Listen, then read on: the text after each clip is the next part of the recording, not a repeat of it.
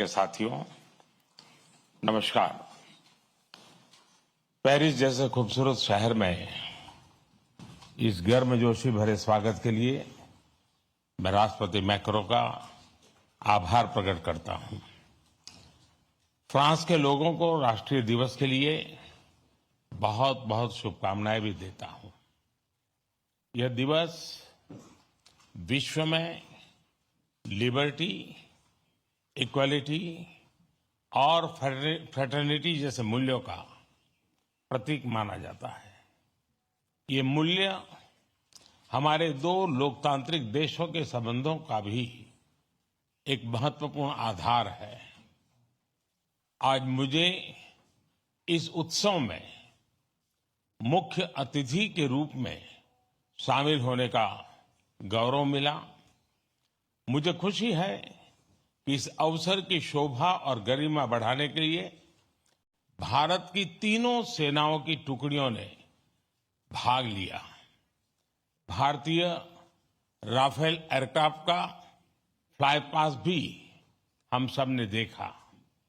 हमारी नौसेना का जहाज भी फ्रांस के पोर्ट पर मौजूद था, यानी जल, थल, नभ हमारे बढ़ते सहयोग की एक शानदार तस्वीर हमें एक साथ देखने को मिली। कल राष्ट्रपति मैक्रों ने मुझे फ्रांस के सर्वश्रेष्ठ राष्ट्रीय पुरस्कार से सम्मानित किया। यह सम्मान 140 करोड़ भारतवासियों का सम्मान है। फ्रेंड्स, हम अपनी स्ट्रेटेजिक पार्टनरशिप की 25वीं वर्षगांठ मना रहे हैं।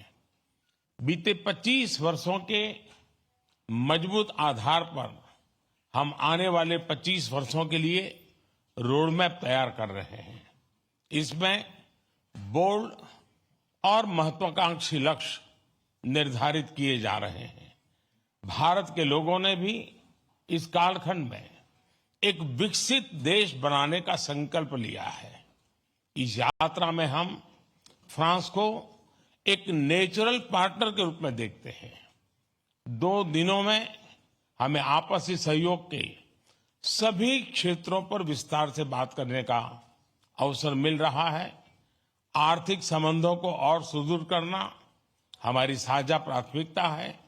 Renewable energy, green hydrogen, artificial intelligence, semiconductors, cyber, digital technology जैसे अनेक क्षेत्रों में सहयोग बढ़ाने के लिए हम नए इनिशिएटिव्स की पहचान कर रहे हैं। भारत के यूपीआई यानी यूनिफाइड पेमेंट्स इंटरफेस को फ्रांस में लॉन्च करने पर समझौता हुआ है। हम दोनों देशों के स्टार्टअप और इनोवेशन इकोसिस्टम को आपस में जोड़ने पर बल दे रहे हैं। समान विचारधारा वाले देशों के साथ मिलकर हमें टेक्नोलॉजी सप्लाई चेन्स के लोकतंत्रीकरण के लिए लगातार काम करना चाहिए।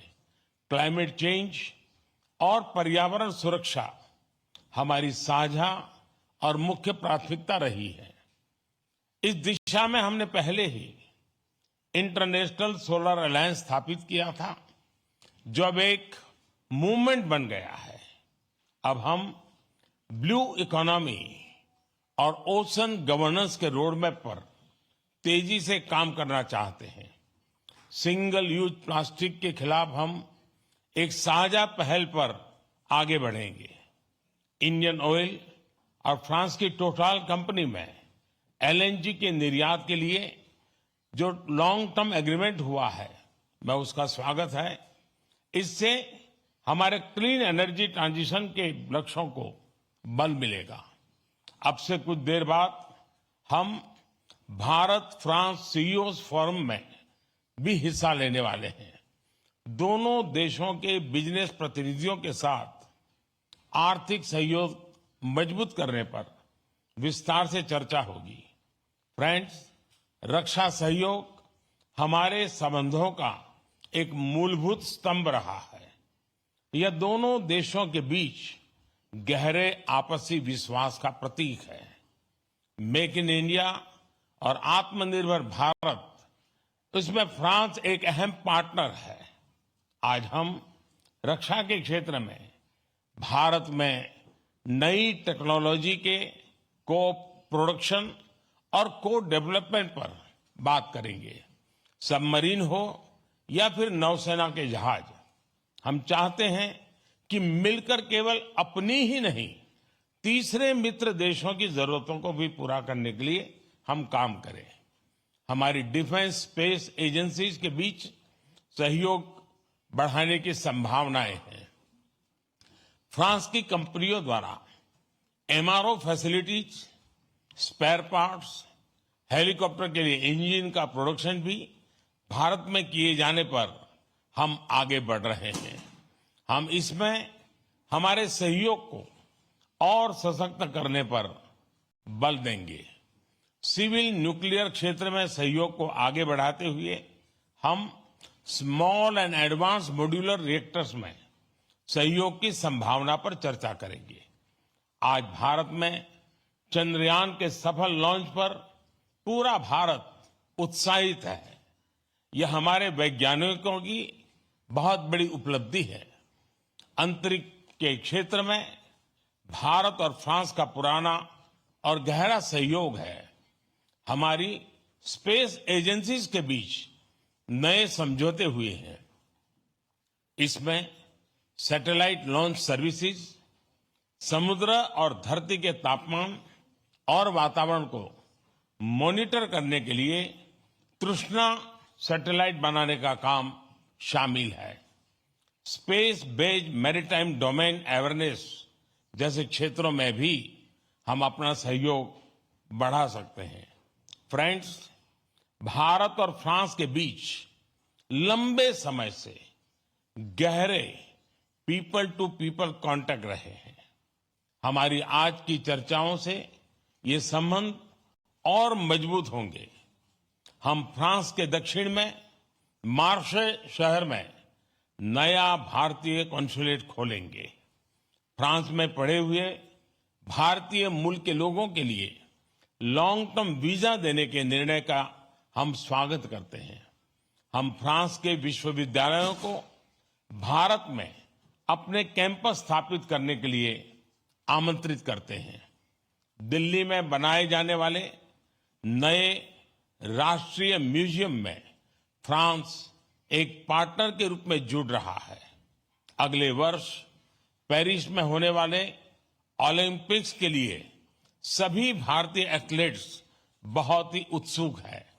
इसके सफल आयोजन के लिए मैं राष्ट्रपति मैक्रो और उनकी पूरी टीम को शुभकामनाएं देता हूं। फ्रेंड्स, आज हम कई महत्वपूर्ण क्षेत्रीय और वैश्विक मुद्दों पर भी चर्चा करेंगे।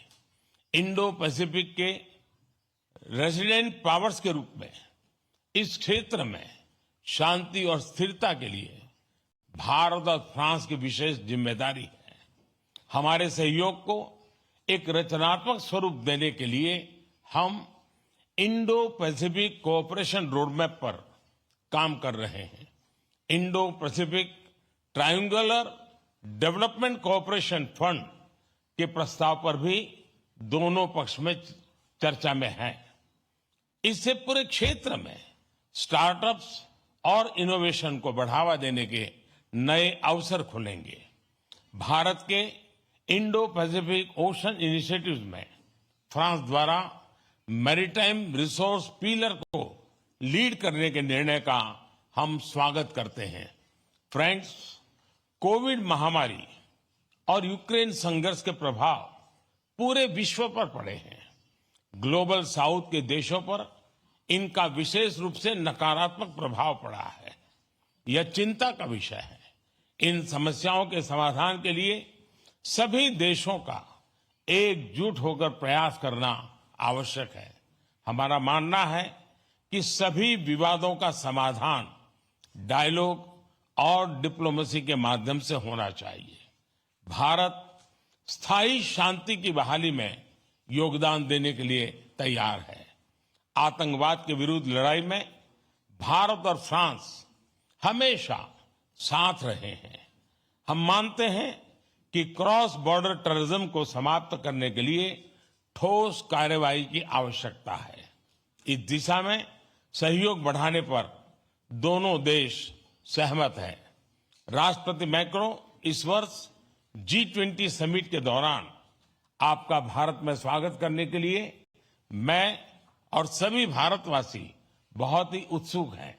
एक बार फिर आपकी मित्रता और मुझे दिए गए आदर सत्कार के लिए मैं आपका बहुत बहुत धन्यवाद करता हूं।